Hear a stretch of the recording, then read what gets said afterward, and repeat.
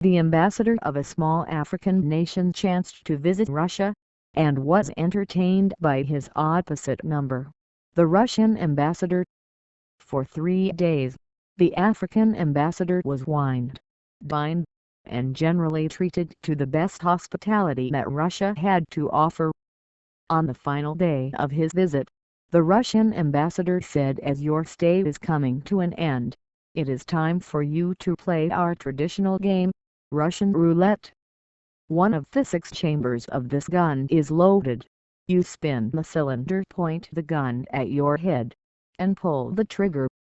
This fazed the African slightly, but he was a proud man of the warrior people, and to show fear would be unthinkable.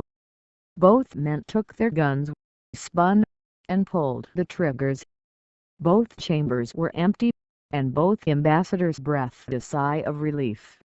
The African ambassador was much impressed with the Curaçao's game, and thought hard about the subject before the Russian ambassador was due to visit his country the next year.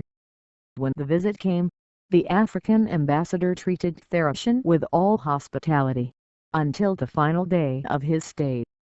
Leading him to a private room in the palace, the African ambassador spoke. "Now it is time for you to sample our game, African roulette." So saying, he led the Russian into the room, the only occupants of which were 6 beautiful, naked women. The African ambassador said, "These women are the most beautiful members of one of our tribes. Any one of them will give you a blow job. Take your pick." The Russian was not entirely averse to this idea, but couldn't see the connection with Russian roulette. He said, "Well, okay, great, but where's the roulette part? Where has the danger?" With a big grin on his face, the African ambassador answered, "One of them's a cannibal,